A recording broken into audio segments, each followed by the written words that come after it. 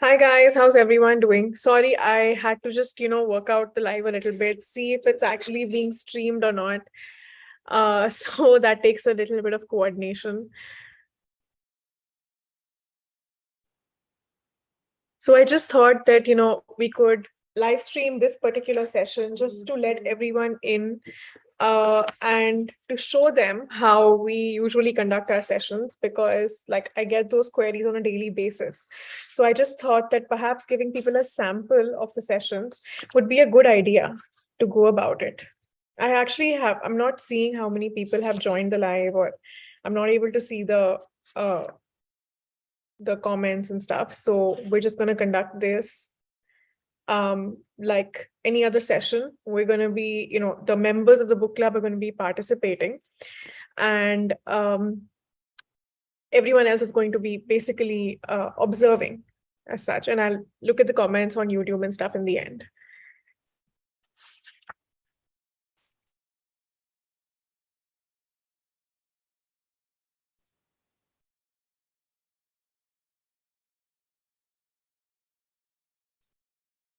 We're just waiting for a couple of minutes because the session starts at 9 and usually we start by 9 to 9:03.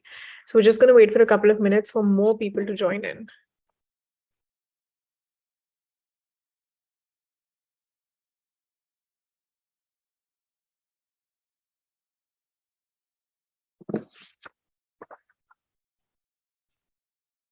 I'm also going to start recording this session before I forget, as usual.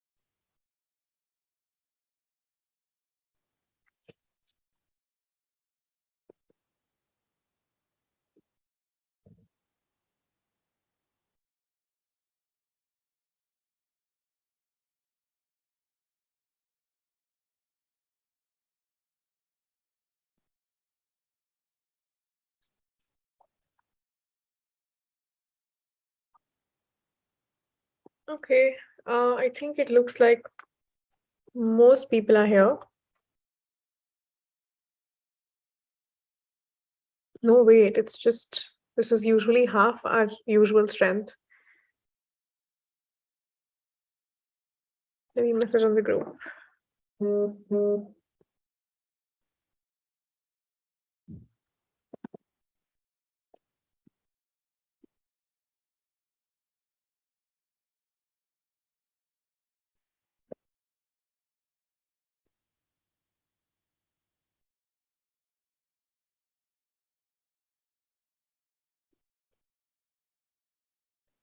Okay, in the meanwhile, let's take a recap of what we did, what we read about the last time.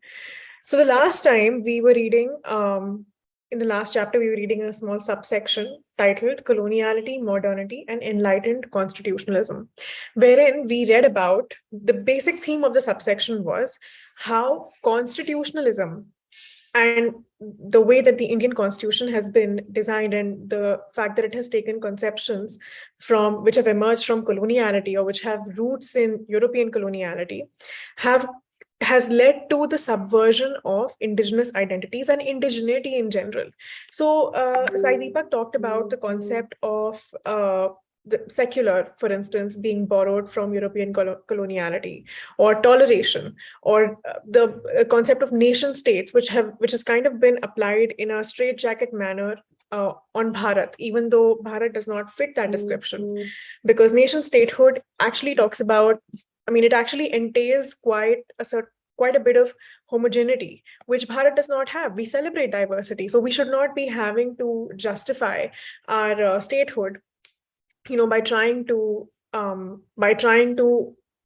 prove ourselves on the benchmarks of the colonizer, which basically wants to see homogeneity. And if you do not have homogeneity, you're basically not a nation, because there's nothing binding you together as such. And I was having this discussion even with somebody in the comment section. Not a discussion, it was merely a comment or two that we exchanged, wherein this person asked that, India would not be. So, as you guys know, I recently just did a reel on what is the difference between a state and a nation. I don't know if you guys follow me on Instagram, but I've made that video. And I drew this distinction about how state is a political, legal, artificial entity, in the sense that it is artificially created by man.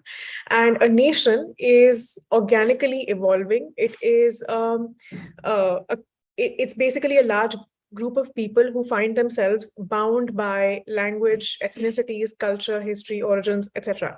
So what happens is, so he says that by your definition of what is a nation, India would not constitute a nation, because we have separate languages, cultures, etc. And there's basically nothing that is binding us together. And so the future belongs to Dravidians, who can find more common ground than basically all of India, which is too diverse to be bound by one nation. And I suppose that kind of reaffirmed my point of view. And I suppose also proved the author of this book right, that, we have internalized that concept of nation statehood, that you cannot qualify as one nation until and unless you are homogeneous in the sense that the colonizer sees it, in the definition of homogeneity of the colonizer. So it's not enough that India shares a civilization history. It's not enough that we all basically have a common origin, but we've had a certain history, and we've had a certain common civilizational experience. That's not enough. Apparently, you need to have further homogeneity in terms of language, ethnicities, culture, etc. So I think that kind of proves the point as to how these concepts are applied mindlessly on Bharat and other non-Western societies as well. And what's even more dangerous is when these concepts get internalized into our constitution. And what is even more dangerous than that is when the constitution starts becoming the book that is worshipped, the only document that is looked to for guidance as to how to structure our nation. We talked about this the last time as well in our session yesterday, where we said that the constitution is supposed to be something that the people gave to themselves. It was basically capturing the ideals and aspirations of Indian society.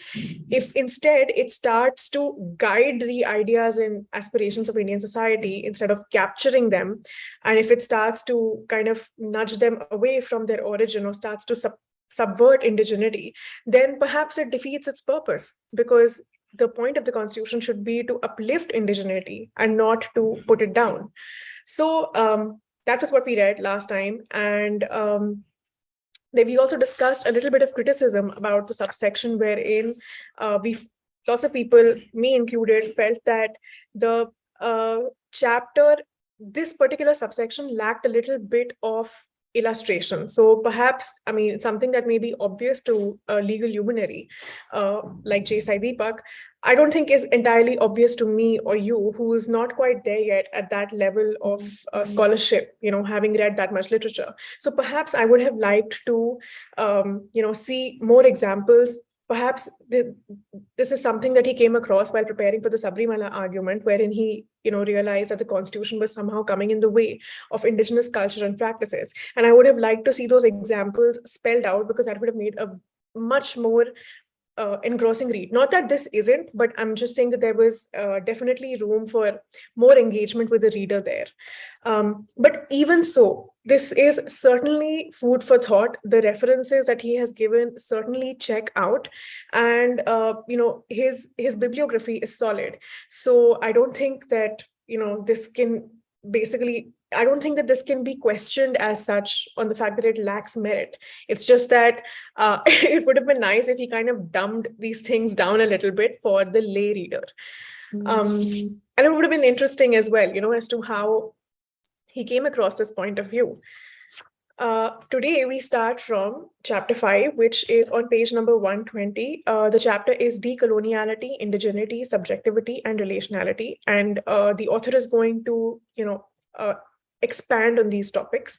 And we're going to read about this in much more detail, about these topics in much more detail. And especially because these words have been quite regularly used in previous chapters. So it would be nice to see how they've been broken down and explained to the reader in this chapter. Which is why this is also something I was wanting to live stream, because hopefully this is something that is simpler to understand for people to relate to, because these are complicated concepts and they shouldn't be. They should be, because they're about us and because they're about indigenous identities and culture, they should be easy and accessible for everyone, and they should be understood by everyone. So let's begin from page number 120. Oh, one more thing before, for those of you who've joined us on the live stream, I would just like to tell you how these sessions usually go. My dogs usually interrupt at least once or twice throughout the book club. That's like customary. It happens on a daily basis. I apologize for the needless barking. I assure you there's nothing to bark at, but they'll do it anyway. There you go. Yeah, it's a mix between a Saint Bernard and a Rottweiler. So I suppose you can't really blame him. It's just aggression is in his nature. So please excuse my dogs. But I just wanted to, go over how, I just wanted to go over how the book club sessions usually work. So usually we read about 10 to 11 pages, although there is no set limit as to how many pages we read. Whenever we feel that the book is getting too heavy, or that, you can't read any more than this, otherwise you'll not be able to process the information you read, we stop there. So there's been cases, days where we've stopped at 5 pages, 6 pages, 7 pages. Sometimes we go all the way to 13, 15 pages as well, depending upon how the book is reading and how all the members are feeling that day. And after that, we engage in discussion and deliberation on what we have read to further kind of internalize the information that we're picking up. So it's not a mechanical read where you read something and then you forget about it. No. When you read like this, and when you discuss what you're reading and you kind of process the knowledge that is in front of you, you also tend to retain it for a longer period. So even the book that all of us read last time, that is The Land of Seven Rivers, we read it last month. Even though it's been a while since I picked up that book, I am going to remember it for the rest of my life, at least like certain anecdotes that are in it. And it's just because we discussed it and we talked about it so much that I feel like that information is going to stay with me for a very long time, if not for all my life. So I think that has to be the purpose of reading, because you are arming yourself with facts, you are engaging in discussion, and when you read meaningfully, it provides you with like legitimate defenses and legitimate arguments for when the wrong narratives are heard in popular discussions, right? So the point is to learn and the point is to grow. So you cannot read mechanically, you have to read meaningfully, which I think is the purpose of the book club, and which is why all of us are here. Okay, so and after that, we, like I said, engage in discussion, and usually we try to end the session by 10 o'clock, although that rarely ever happens. It goes up to 10:15, sometimes 10:20. So it's half an hour of reading and some 30-40 minutes of discussion. Okay, so let's begin. We begin on chapter 5, from chapter 5 on page 120. I hope you guys have your copies of the book. The chapter begins with a painting titled Native Americans Worshipping the Sun. And it is a depiction of the Native Americans worshipping the sun with a harvest offering.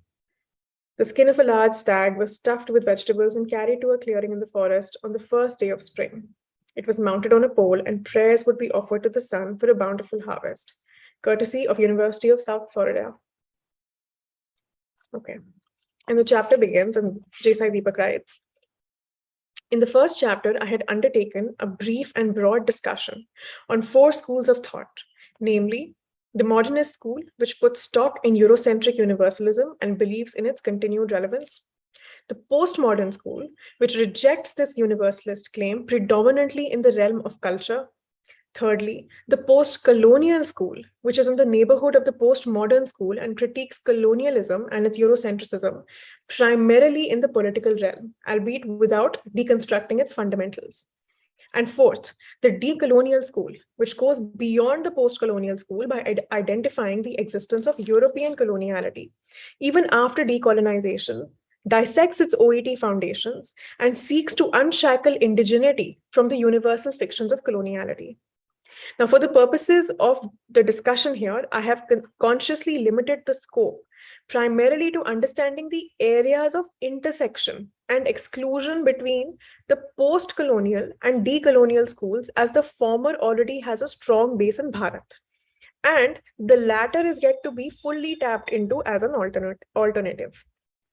To this end, I'm interested in bringing out the inherent limitations of post colonialism and its offspring subaltern studies in addressing the OET framework underlying the colonial legacy, apart from failing to empower the indigenous voice. In fact, from what I have read, post colonialism has reinforced colonial stereotypes of the indigenous worldview, which is precisely why the viability of decoloniality as an alternative must be seriously considered. While in the second section of the book, I will attempt to make a Bharat specific case for the application of decoloniality, in this chapter, I will generally lay out the reasons for taking this position. Decolonial, not post colonial. Be it an individual or a society, neither must cede or surrender the inherent and fundamental right to self definition or self determination to an external entity. To give up this most intimate form of agency is to externalize the locus of one's consciousness. The locus of one's consciousness and its most tangible outward manifestation, identity.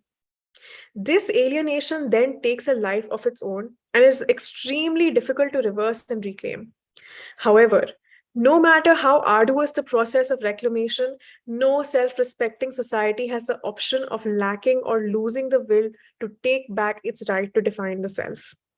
What would be worse is for society to believe that it is better off living in the yawning shadow of a contemptuously overwritten version of itself by another. This is because it would signify a complete and utter failure to not only understand the value of the right to self-definition, but also everything else of value that emanates from it. From the point of view of former colonies, the framework that facilitates a more rounded and complete reclamation of their agency over their consciousness, sans coloniality, is the one that is most suited for their re-emergence. It is for this reason that the decolonial school merits consideration since the identification of coloniality by Anibal Quijano. Since the identification of coloniality by Anibal Quijano represents one of the most significant contributions to understanding the cause underlying the cause, namely European coloniality and its continuing after effects. In other words, decolonial thought appears to have understood the motivation underlying European colonialism better than the other schools of thought, as reflected by the discussion undertaken in the previous chapters. The idea of coloniality is what distinguishes the decolonial from the old post-colonial school, because it encapsulates a grand unified theory of sorts within itself that explains the mental constitution of the colonizer. It necessarily leads to a line of inquiry that examines the very OET framework upon which the colonial edifice rested and allows us to follow the pattern of thought which manifested itself consistently, regardless of the nationality of the European colonizer or the geography of colonization. Critically, it enables us to see through the coloniality of contemporary structures. Having recognized the tendency of the colonizer to obsessively universalize the European provincial worldview through secularization, decoloniality steers clear of the same mistakes and instead believes in a pluriversal approach, thereby enabling the coexistence of diverse subjectivities. I'll pause here. For anybody who's joining us outside of the book club, I'll just explain just for 2 minutes what we have read so far. That is so far in the book, not necessarily in the chapter. Just to give you a little context, basically the theme and gist of the book is, at least so far, has been the universalization of the European point of view. So when the Europeans discovered a certain nation, a certain territory, that was a discovery for the rest of the world. Before that, the natives of that territory were completely they were complete savages, and it is only after the Europeans came and discovered them and civilized them that they were worthy of occupying a place in society. The same thing applies for, so you'll find, European history is, they see their history as the age of enlightenment or the Renaissance or the Industrial Revolution or the Dark Ages. So even though the rest of the world might not have been operating in the Dark Ages at the time, but because they were operating under the Dark Ages, so the rest of the world was presumed to as well, because the world was Europe. Okay. And that, very rudimentarily, crudely speaking, that has been termed as something called Eurocentrism or Western normativism. Basically, the West being the heartland of the entire world. And Europe has done that in everything it encounters. So even where it is encountering like societies that are different from it, so native societies, wherein your societal structures or the way or political structures are entirely different from what the colonizer had, they always project their point of view on the society that they encounter.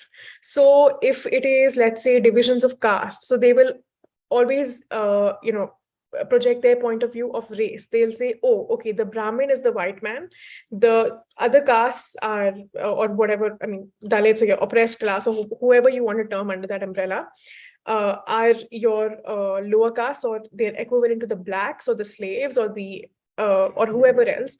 And that is how they went about interpreting everything. So even when the Portuguese were trying to examine the institution of caste in India, they kind of came from the same point of view. And that is essentially how they have viewed the world, and they project that belief everywhere else. So, which is why Sai Deepak writes here that having recognized the tendency of the colonizer to obsessively universalize the European provincial worldview through secularization. So the one worldview which is only local to Europe is universalized upon the rest of the world. Okay, not only is it universalized, it's also secularized, because that point of view was coming from a religiously superior place. So in the previous chapter, we had also read the connect between race and religion, wherein the reason that race became such a stigma was because of religion, because the black or the brown native was non-Christian and was a heathen or a savage, so to speak.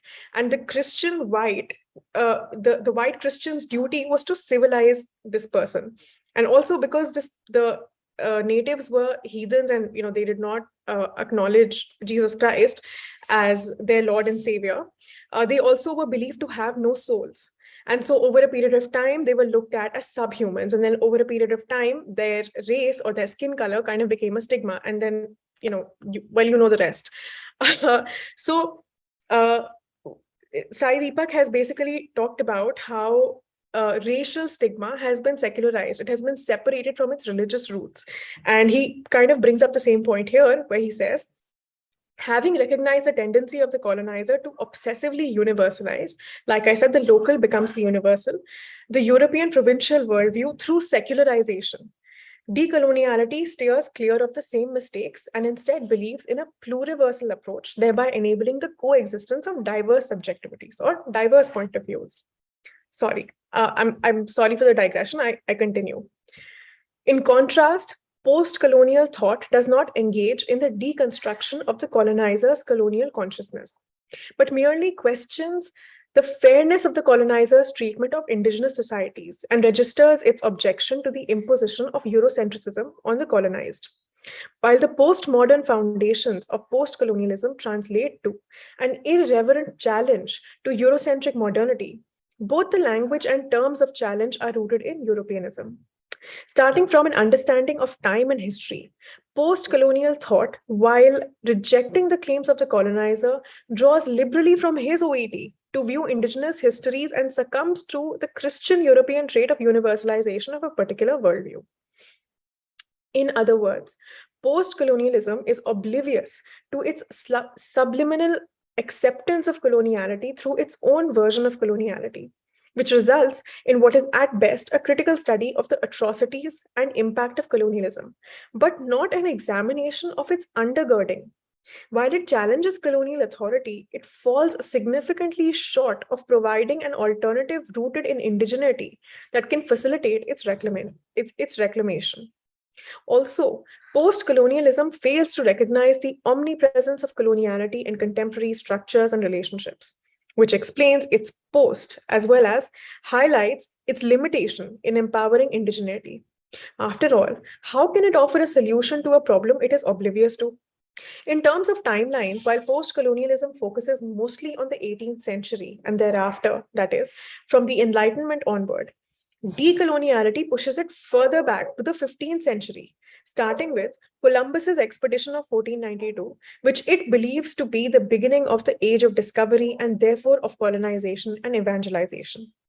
Post colonial critique is typically associated with Bharat and Palestine, whereas decoloniality is traced to Latin America. Post colonialism unconsciously accepts the West's conception and monopolization of time and subjectivity, whereas decoloniality rejects this monopoly because it explicitly believes in the coexistence of multiple subjectivities. The former is unable to see, which the latter does, that Western imperialism flows from the same fount of coloniality. It is for these reasons that scholars believe that post colonial critique is itself in dire need of a decolonial approach. Decoloniality, according to Walter D. Mignolo, is a political project which recognizes that coloniality, modernity, and rationality are inseparable, and therefore the relevance of decoloniality is determined by the presence or absence of coloniality. Its response to the modernity rationality complex is indigeneity, subjectivity, and relationality. Sorry. The primary goal of decoloniality, according to Quijano, is epistemological decolonization to enable a new form of intercultural communication. Simply put, it seeks to release production of knowledge from the stranglehold of the West, which could lead to greater diversity of thought and subjectivity, in particular, resurgence and re-existence of indigenous perspectives, which Quijano and Mignolo also refer to as epistemic reconstitution. This translates to relocation of the geography and biography of knowledge to native peoples who are best placed to address their own vulnerabilities instead of having to operate within the Eurocentric universalist lines painted by the colonizer. Among other things, this requires indigenous societies to question the European paradigm of rationality that is predicated on Cartesian dualism, since it informs perhaps the most important aspect of Western civilization, namely its approach to nature and hence to non Christian cultures. This subject object lens of Cartesian dualism has affected the crucial disciplines of anthropology and ethnology, thereby reducing the people of the non West to the status of objects of study. While recognizing the totalizing and totalitarian nature of coloniality, decoloniality does not reject the idea of totality in its entirety. Instead, it posits that the scope of colonial totality must be restricted to the European community with the intent of liberating the production of knowledge in the rest of the world from the European complex. This is because it recognizes that every culture's vision includes a perspective of totality. However, what distinguishes indigenous perspectives from the European is that the former's vision accommodates and acknowledges the desirability of heterogeneity and diversity, whereas the latter insists on homogeneity, which is traceable to its Christian OET. This insatiable need of the European colonizer to homogenize and standardize, inspired by religious and hence racial supremacism, even distinguishes European colonialism from pre Christian Roman imperialism, which brings out in stark relief the coloniality of European Christian colonization. In other words, diversity of thought and experience perhaps found greater acceptance under pre Christian Roman imperialism, than under European colonialism, which is attributable to the latter's Christian character. Very interesting. What makes decoloniality more appealing as an option compared to post-colonial critique is that it draws its strength and vitality from the fact that, unlike coloniality, it is not bound by one universal definition.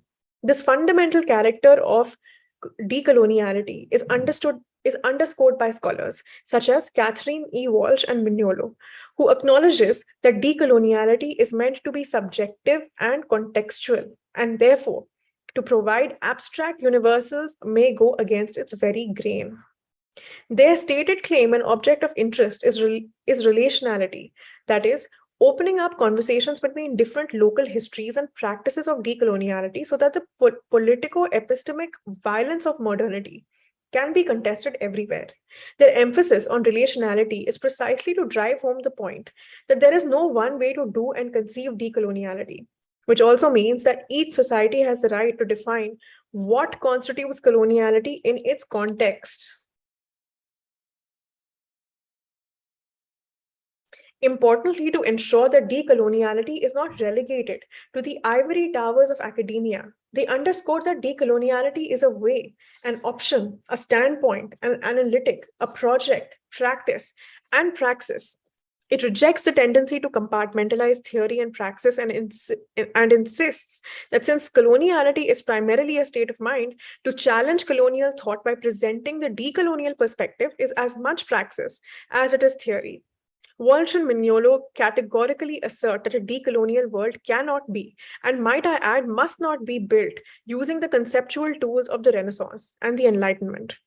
Other scholars, such as Ramon Grossfogel, also subscribe to this position because they believe that the non-West is responding to Eurocentrism with Eurocentric solutions, which explains the rise of European-style nationalism in former colonies instead of responses that are more rooted in their own cultures and civilization.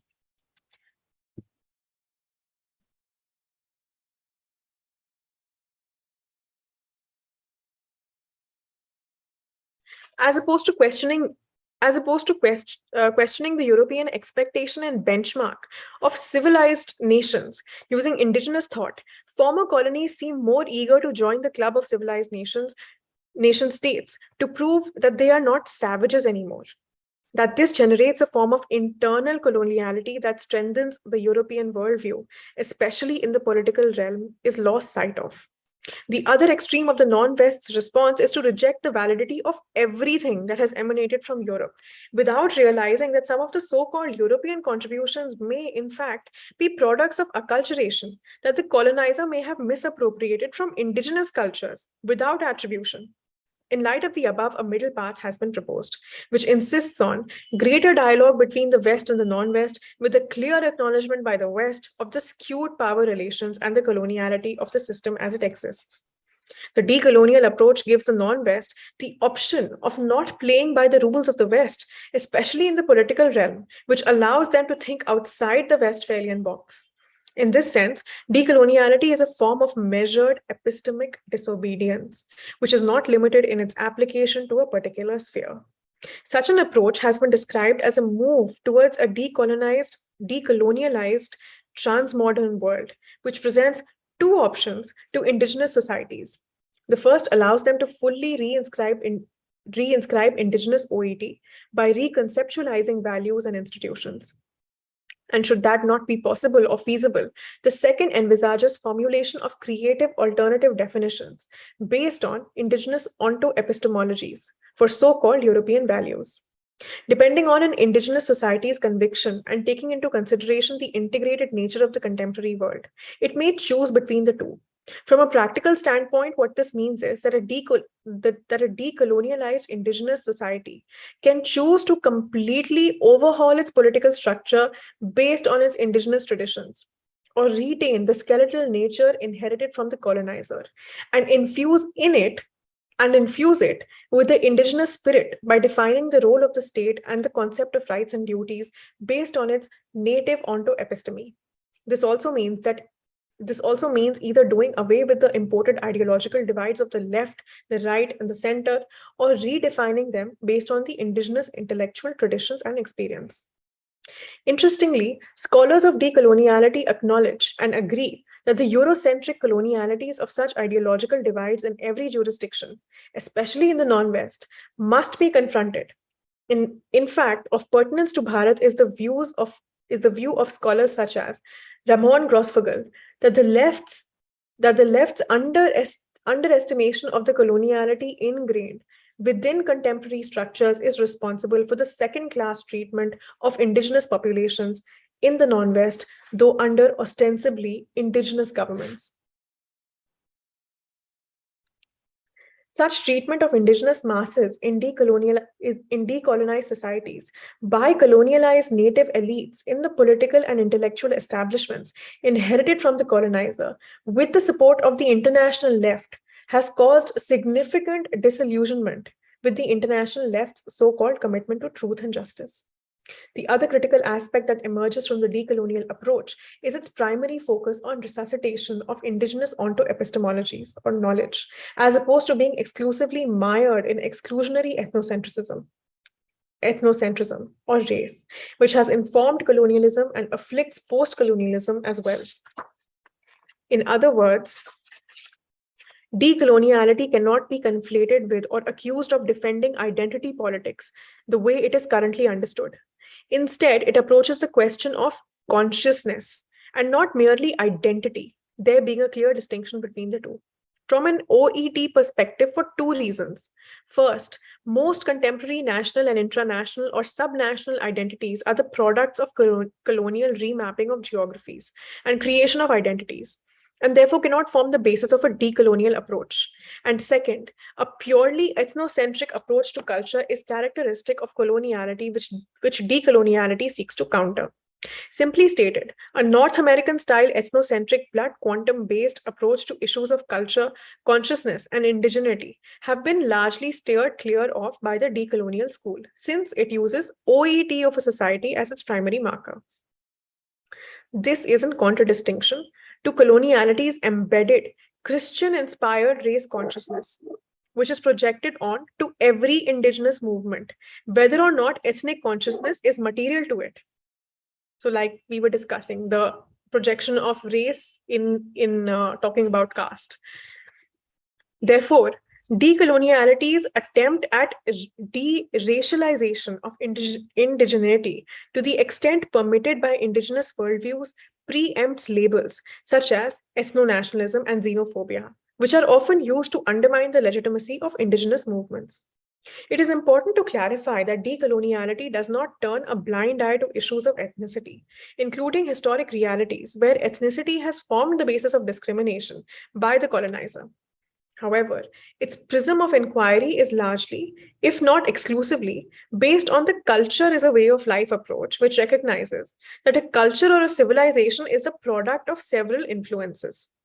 Further, decoloniality seeks to rid both culture and civilization of its colonial code, an exercise integral to the freeing of indigenous societies from the burden of having to demonstrate their cultured and civilized status on Western normative benchmarks. One of the reasons ethnicity is perhaps ethnicity is perhaps but one of the components of a decolonial approach, as opposed to being the sole, is the recognition that an exclusively ethnocentric approach can be a slippery slope, given the constant migration or invasion or intermingling of peoples in history. It is for this reason that decoloniality pays more attention to the relationship between an OET framework which informs consciousness and a culture or a civilization. The corollary to and consequence of this OET-based approach to consciousness is that it accommodates and is alive to the fact that just as there are colonialized natives who subscribe to the European worldview despite not sharing the race of the colonizer, so are there decolonialized non-natives who are committed to protecting indigenous OETs despite not sharing the native ethnicity. After all, if coloniality is a state of mind that cuts across ethnicities, so should decoloniality, which too is a state of mind. At this juncture, it is also important to address another aspect of indigenous societies, namely hereditary social structures, which have been burdened with ethnocentrism without basis as a consequence of the colonizers' race-conscious approach to colonized societies. In other words, indigenous societies and their traditional social structures have been unfairly saddled with the West's newfound guilt complex in respect of its race consciousness. In this regard, the decolonial approach should be to understand such structures through the indigenous lens, sans colonial biases. And it must be left to each indigenous society to determine the contemporary purchase of such structures based on its OET, without being burdened by the guilt-racked conscience of the West. This would be consistent with decoloniality's commitment to diversity. This point shall be explained better in the context of discussions surrounding caste and tribe in and about Bharat in the next section of the book. The sum and substance of the preceding discussion is that wherever possible, without doing injustice to indigenous worldviews, a decolonial approach to indigeneity with an intent to preserve indigenous consciousness will be able to better navigate the seemingly uncomfortable yet inescapable realities, such as identifying the in-group and out-group. To the indigenous worldview, unfortunately, the very suggestion to identify in and out groups is bound to ruffle quite a few feathers and invite criticism of parochiality, narrow-mindedness, and so on and so forth. But the fact is that even in the contemporary modern and liberal world, these are the very issues that public discourse, law, and policy making revolve around, especially when questions of heritage, identity, and access to resources are involved. Neither modernity nor liberalism has been able to do away with identity politics. If anything, their innate coloniality has pushed such discussions further into the arms of ethnocentrism, particularly in indigenous societies like Bharat. Consequently, since othering is a reality of life that cannot be avoided, it is better to do so on the basis of consciousness as opposed to identity. Very important.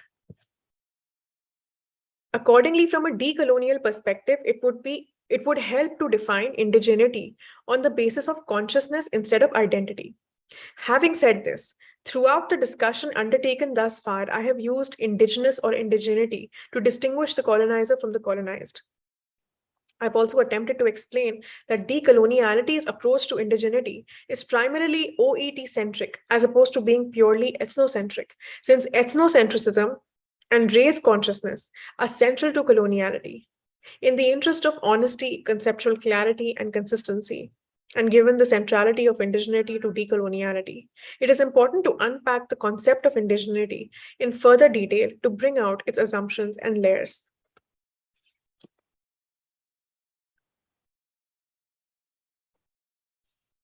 Great chapter.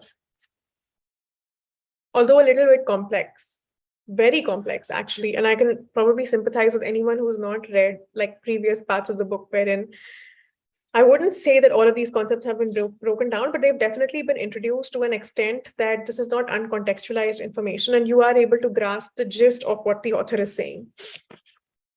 Well, I think, first of all, it is obvious why a decolonial school is a better approach than post-colonial school, because the author is very clear that, while you do criticize the atrocities committed by the colonizer, while the post-colonial school criticizes the atrocities committed by the colonizer, it doesn't go further than that. It merely states that the colonizer's approach towards the natives was wrong, and that they should not have been killed or they should not have been treated this way. However, it doesn't address the undercurrents that are, or the reasons that are, that the reasons for such treatment in the first place, or where it is coming from. And I think to that extent, perhaps and I believe this is the implication that the author is trying to make as well, the post-colonial school is going to continue to enable the colonizer to repeat those mistakes over and over again, perhaps not in the form of colonialism, but maybe in the form of Western imperialism, or some sort of inherent coloniality that is basically present in all non-Western societies which were colonized previously. So that is the fundamental defect in the post-colonial school, according to the author, which is why he suggests that instead of going post-colonial, because that is essentially still borrowing concepts and OET from from the colonizer. It's better to decolonize and kind of let indigenous societies govern themselves as per their own point of view, their own perspective. Let them define their own history, their own social structures, without the colonial lens being applied to them constantly. They should not have to justify their social structures on the basis of the criteria that has been laid down by the West, because their social structures are theirs. In that, in the same breath, the author also goes on to say that it's extremely important to make sure that the right of self-determination and self-definition lies with the indigenous society. So you have the right to define yourself, and nobody else, should have that right. So you cannot surrender the definition of the self to an external entity who will then project his or her own point of view on you, and basically distort that definition of self to the extent that it is unrecognizable almost. And if you do not fight for that, for the right to define yourself and for the right of self-liberation, then you will, that's basic, you've given that up entirely to a dangerous extent. Because not only are you, first of all, giving that right up, but you also don't understand the importance of that right, and you also don't understand the importance of everything that is flowing from that right. So when you give up that agency, when you give up that authority to define yourself, you're also giving up uh, other things that are flowing from such identity. So perhaps when you're let's talk about Hindus, for instance. If you're giving up the right to define Hindu social structures or political structures and indigenous Hindu society, basically, you're also giving up the the right to kind of label yourself as someone who is comfortable with diversity, someone who has been tolerant of different communities, or communities that are, and cultures that are different from it, and has managed to accommodate these smaller sub identities without having to extinguish or homogenize them. All of those consequences are emanating from the fact that you come from a certain way of life.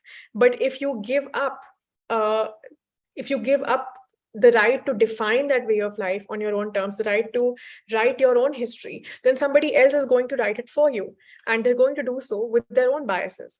And I think I hope I'm doing justice to the theory that has been, the scholarship that has been put up by the author. But I think that is the closest example I can think of, perhaps. I also like what he says about how the diversity of thought and experience has found greater acceptance under pre-Christian Roman imperialism than under European colonialism, which shows that perhaps this problem of this problem with diversity of thought and experience, where the European Christian colonizer wants to homogenize all thought, all experience, is perhaps exclusive to the European Christian in particular. So it's not, it wasn't the Romans who, had, perhaps they were slightly more comfortable with diversity. It's kind of exclusive to European coloniality, which is very interesting. So it's important to not secularize it. It's important to not like conflate it with all of the West, perhaps. And I think it's very important to identify, or at least the author says it's very important to identify, that this particular trait is very exclusive and very unique to this particular colonizer, belonging to this particular religion. So it's whether or not it is emanating from the religion, I'm not sure, but it is certainly emanating from the European interpretation of Christianity. So it could be that these views are coming from Christianity itself, but like I said, I'm not an expert in theology, and I would not know. But I suppose it is at least safe to say that these views are coming from Europe's interpretation of Christianity, or the way they see it. What I also found interesting was how, well, I already covered this, each society has the right to define what constitutes coloniality in this context. So, like I said, that's a corollary of what we were already discussing, that each society should have the right to define its own history. But it's also interesting when we talk about having the right to define what constitutes your coloniality. So many of you will recall, for example, that you may refer to the European colonizer as a colonizer, but you would never find your history teachers or your political science teachers referring to Mughal rule in India as colonization, because that is not viewed as colonization, because our agency to define what constitutes coloniality has basically been taken away from us, and we've not been able to undertake that exercise.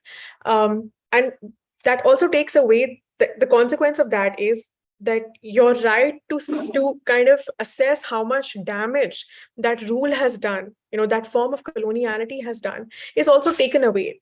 So it's when it's not even viewed as coloniality, when it's basically compared to every other ruler in the country, whether it's the Peshwas, Marathas, Cholas, whoever else, when it's not even seen, when Mughal rule is seen as akin to those rulers, then you have a problem, right? Because you're not even seeing one as coloniality.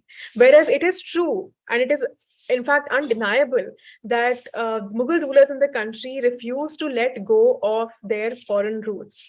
In fact, they wish to import those foreign roots in India, and also believe that their roots are that they are superior as compared to the natives. There may have been exceptions like Akbar, perhaps, but for the most part, this was the belief, according to very well-established historical literature.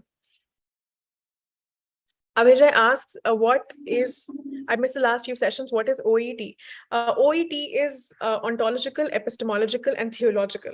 It's basically, very crudely speaking, it is the knowledge system of a society, right? Theology refers to religion. Onto epistemology is basically the study of production of knowledge, or basically what is knowledge. So I think that very, very crudely speaking, that is what it refers to, the knowledge system. And one last point I make before I throw the floor open to the members is also, yes, the rise of European-style nationalism in former colonies instead of responses that are more rooted in their own cultures and civilizations. So,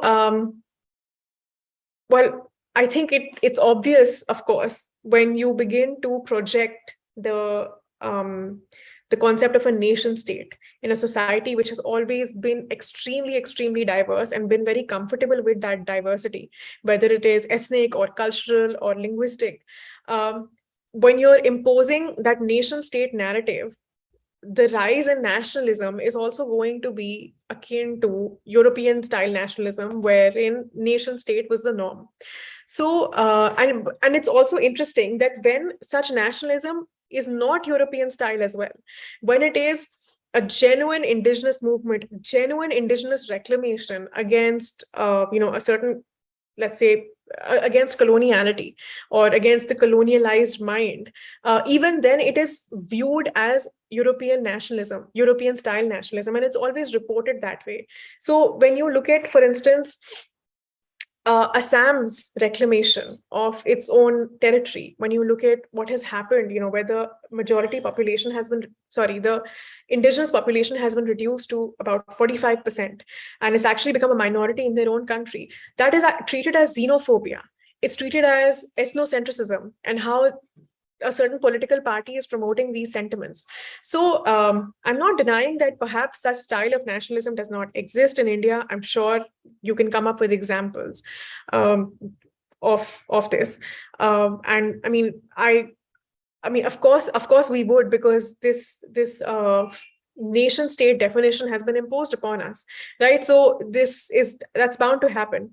But even where movements are, genuine resistance by indigenous societies to reclaim culture, even there, when you apply the colonizer's lens of European style nationalism or ethnocentrism or xenophobia, it becomes very difficult for these movements to survive, and it becomes very difficult to for these indigenous societies to survive, which eventually die out. thanks to the intervention of the international left, which the author very rightly points out, has actually caused significant disillusionment uh, with its commitment to truth and justice. So it pretends to be committed to truth and justice and the welfare of the minority and the oppressed. But when we really start looking at it, because of its colonized worldview, because of the inherent coloniality, where it is seeing a certain religion as always the oppressor, or as the white Christian, and every other religion as the black or brown non-Christian, it's applying that lens here. And so basically, it takes away from the legitimacy of any movement from indigenous, even of indigenous societies, where that society may genuinely be at a disadvantageous position as compared to a certain minority,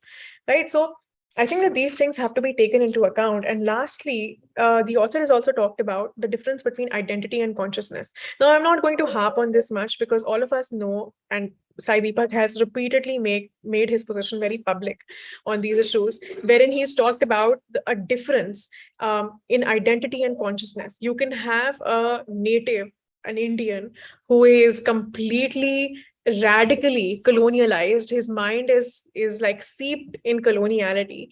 And you can have a white person who completely rejects coloniality and is actually pretty decolonized and is quite vocal about the rights of natives. So case an example for is Jacob de Roover, who's done some brilliant work on not decoloniality but secularism, and has spoken very favorably for against the Western liberal concept of secularism, and for native societies being able to come up with their own models in the East.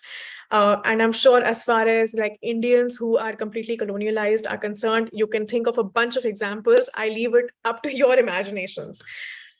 But that was, I think, the gist of the chapter, and I believe we've covered what's stood out to me in the book. What about you guys? What did you think of what we just read? I'm also going to continue to check YouTube, but I'm listening. So keep talking.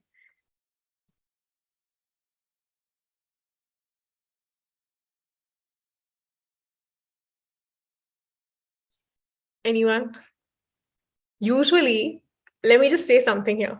Usually everyone is super vocal. Okay, nobody shies away from talking. But because this is live streamed, people are like, oh shit, our views are public. No, don't worry, guys. I'm gonna pin my profile so nobody can really see you too much. Who's raised their hand? Shreyansh. Yes, like I liked this, like what Sai Deepak is also very much vocal about, the identity and consciousness thing, which is kind of interesting. Like Yeah. person can be a native to some indigenous culture, yet he can be deeply colonialized, and that is something which we are seeing quite practically everywhere. But then, Hmm. what is even more surprising is. These people are like so much brainwashed. I don't know what to call it. They are so much colonialized that they have become intolerant like towards their own identity, and to such an extent that now they find their own identity. And I think we have read this in previous chapters where Sai Deepak talks about that these like the people they feel guilty about their own history.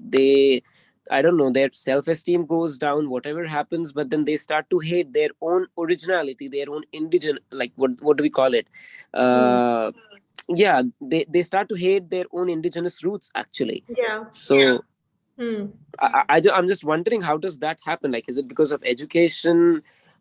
What kind of conditioning is done that these people, like, so heavily they become colonialized? Like, I think it's because, like Sai Deepak has said, that it's when you give up the right to define yourself, uh, your own history, when you've given up the right to define your own identity, it gets taken over by an external authority, and that authority can then impose anything they wish upon you.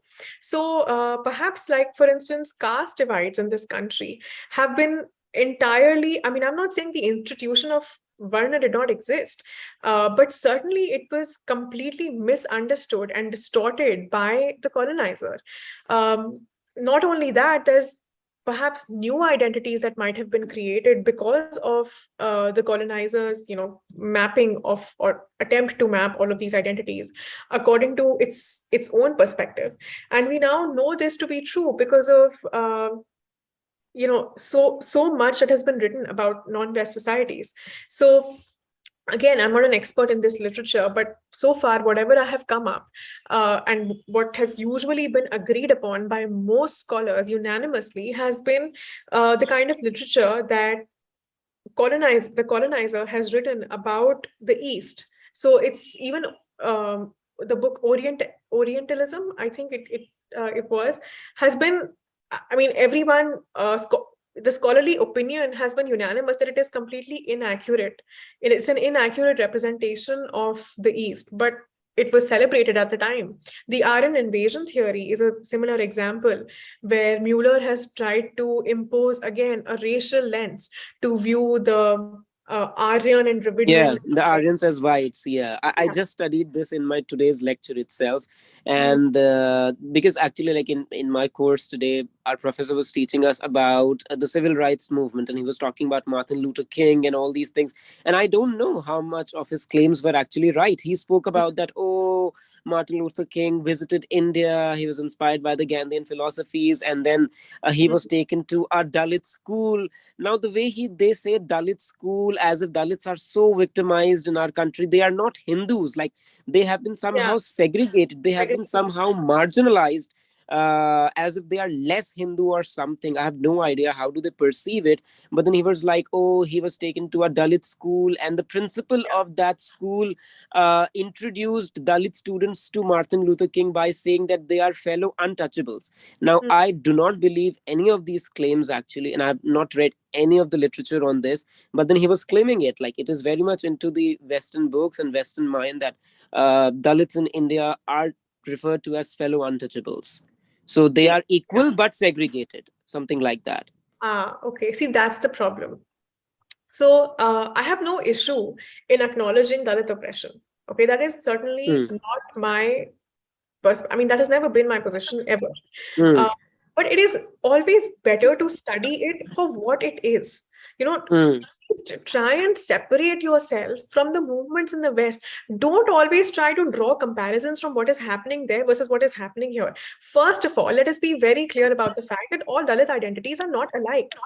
But the Black experience has been a collective experience of all of these, of the entire race. Right.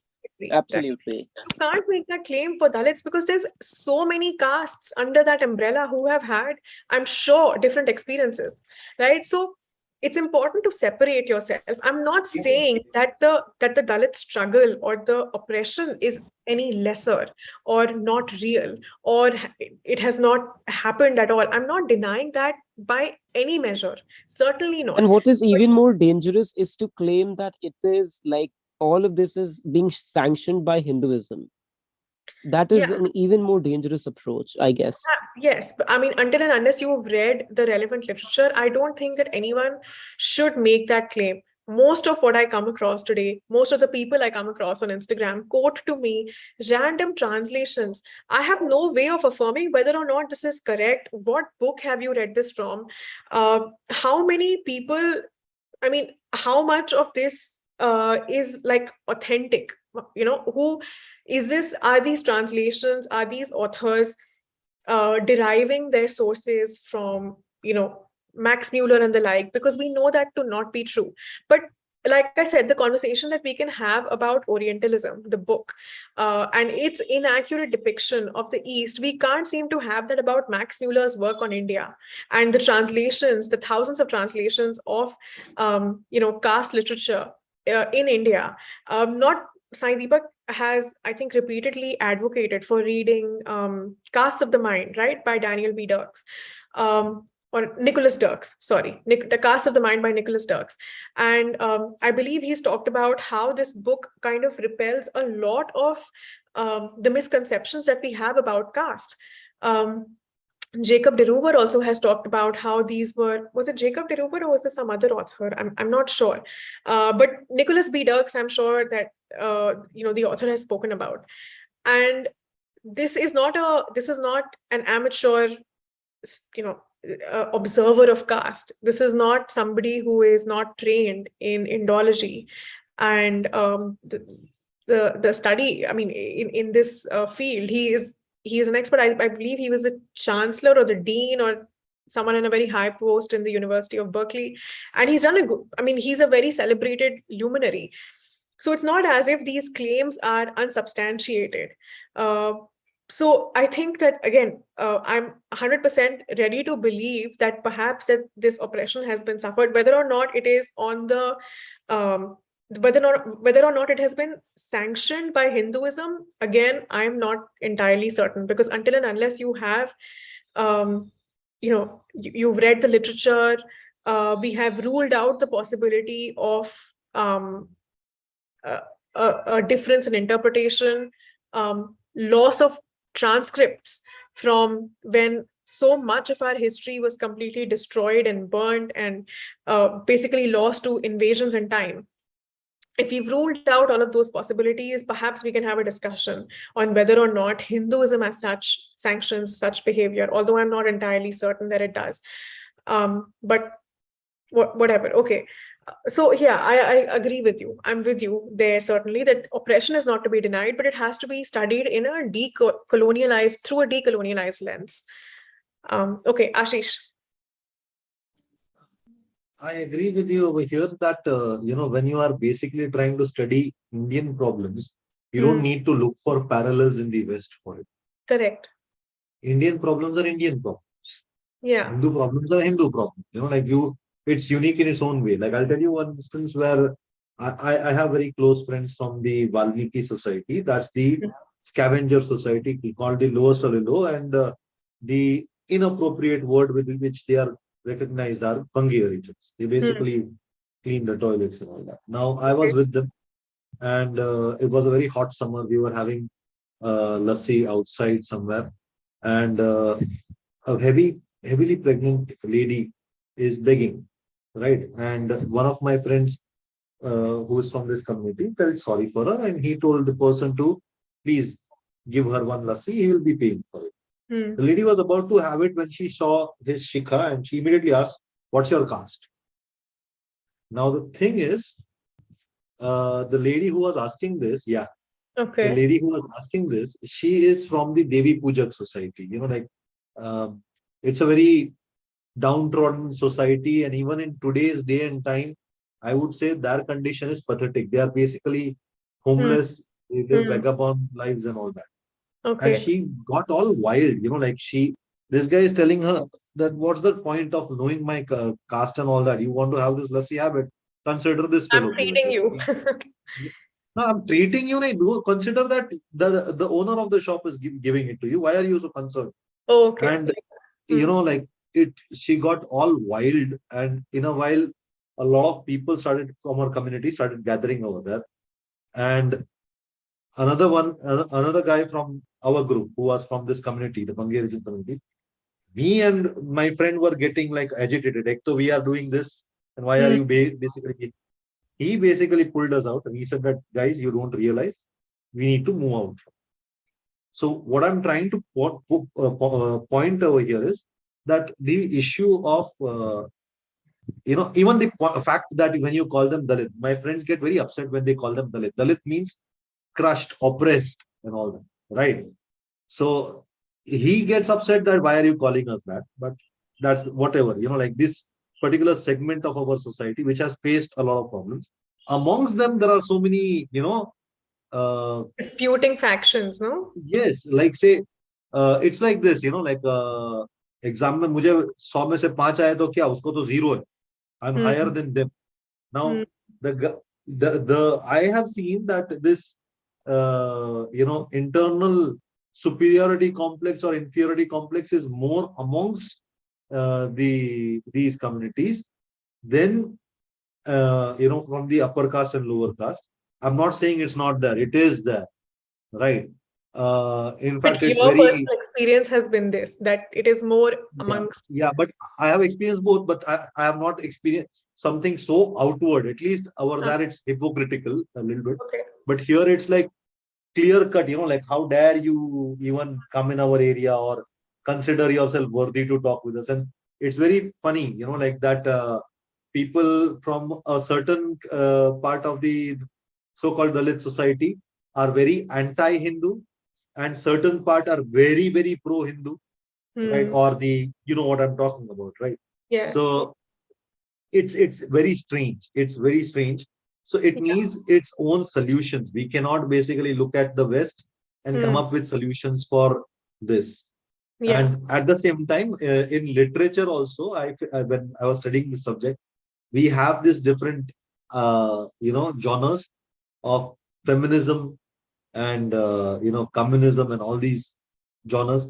Now Hmm. in this also we see this kind of new thing, like Dalit literature and all that. Fine, really good if you are doing it organically, but if you are just copying it from somewhere else, then it's Yeah, defeating. like Black literature, Black culture, Exactly. Black identity.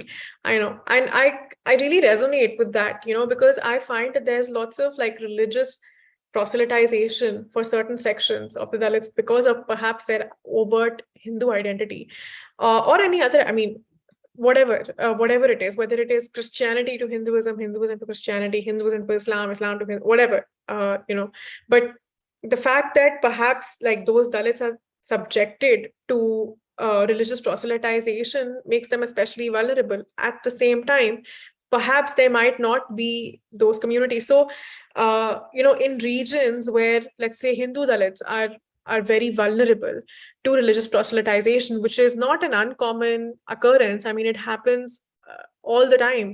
And we know for a fact that these communities, the lower castes, are much more vulnerable to religious proselytization than higher castes, um, especially if they're Hindu, is uh, is not it's not news. So basically, when you're treating all Dalits across the board as the same, you're treating all their problems as the same, you basically do what the West has always continued to do, which is that you project the homogeneity that you have experienced in your home country to Indian problems.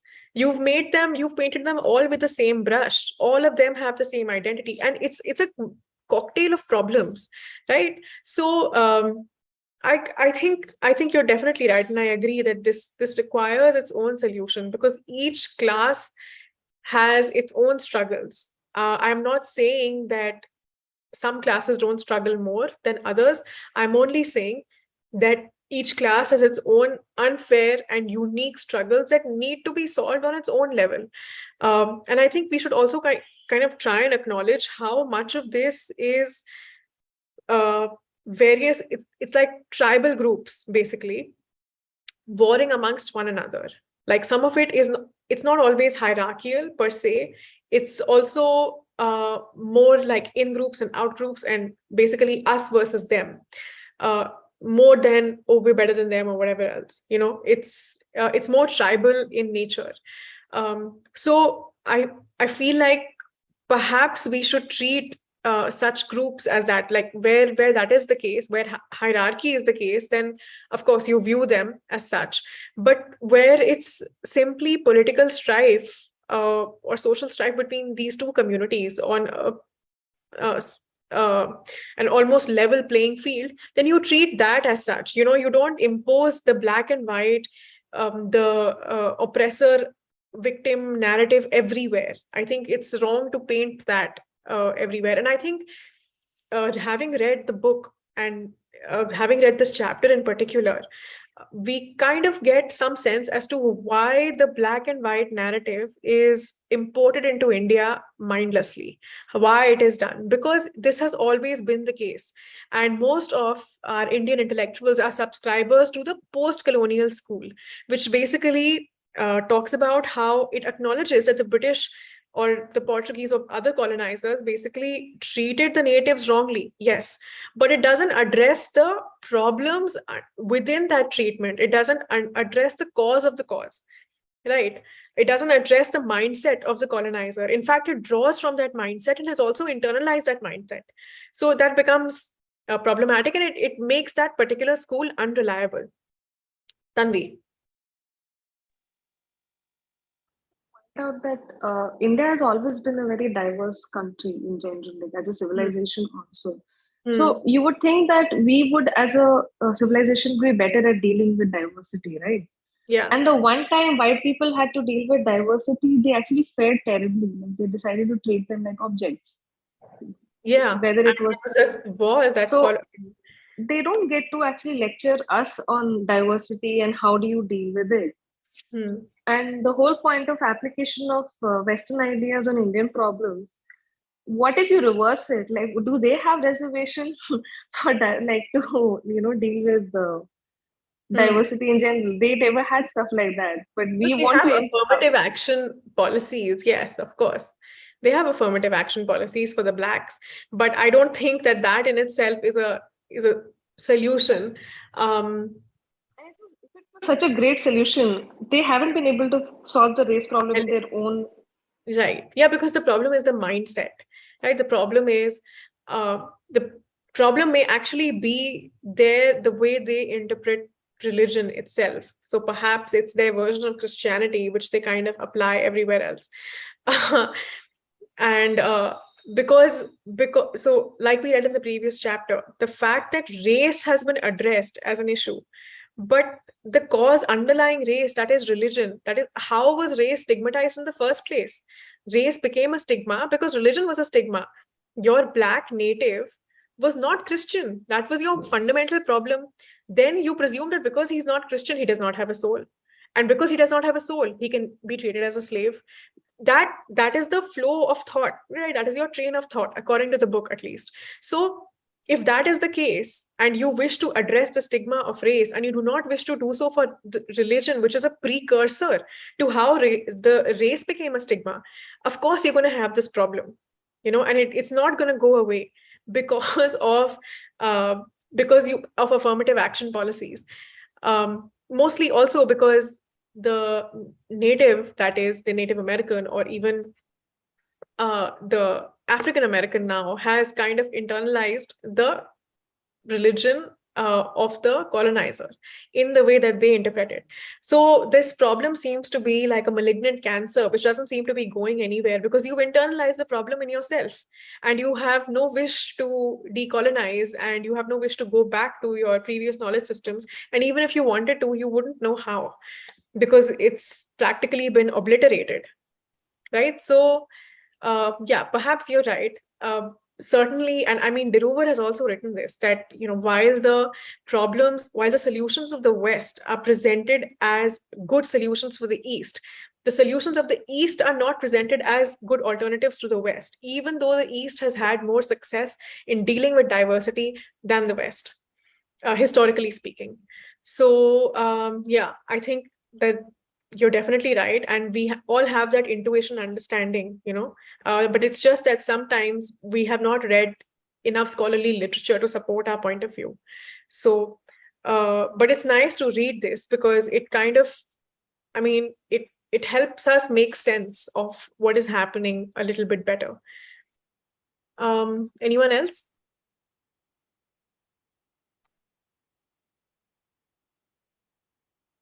Someone has asked, how can we be part of your book club reading? I'd be interested to join. The description should be in the bio. If it is not, it will be in my Instagram bio. So just head over to my Instagram and you will see that there's a link in bio saying The Busy Booker, and you can just click on the link to join in.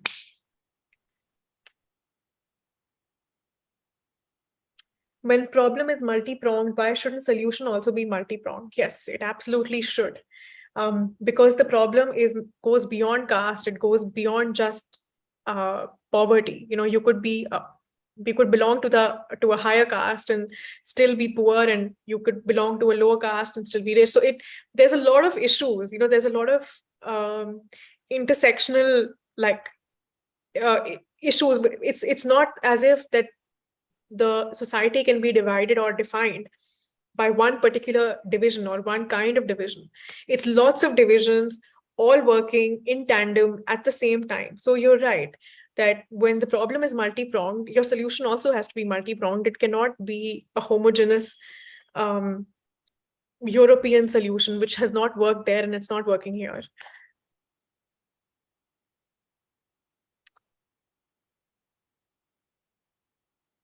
Okay.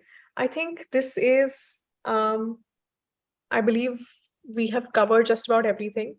And I think this has been a good session to live stream because I think this has been a fair representation of how our sessions usually are. Uh, okay, I will see you guys tomorrow. And we start reading from page number 130, the decolonial evolution from indigenous peoples to indigeneity. This chapter is going to be really interesting because it's going to go into greater detail as to what indigeneity is. And, I took a little sneak peek because I couldn't help myself. I read a little ahead. And it's actually referred to some international conventions by the International Labour Organization, which was the first body to use the word indigenous and tribals. And interestingly, because it was, the ILO basically, which is also kind of like entrenched in coloniality because international law itself is very much colonial in nature, or it's emanating from a very colonial point of view.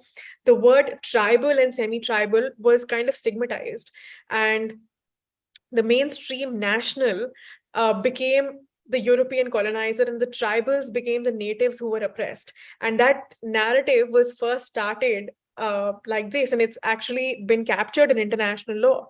So you see, the problem is so deep that you have to unpack layers and layers of it. But it's very interesting to read because it's very interesting to keep like pulling that thread to go to the source of it and to understand where it is actually coming from. How, मतलब हम कितने पानी में हैं, हम समझ पाएंगे, and the more we read, the more we kind of find out, and we're a little bit enlightened for it. So thank you so much for joining, and to everyone watching the live stream, thank you so much for joining in. I hope you guys sign up. It'll be fun if there are different points of view and more people participate and express I don't know, whatever it is that they have derived from the book. And if you guys want to sign up, you can just go head on to the Instagram. You know how to do it. It's all been clarified before. And for everybody else, I'll see you guys tomorrow. Okay, page number 130. And thank you so much for joining. Bye. Good night.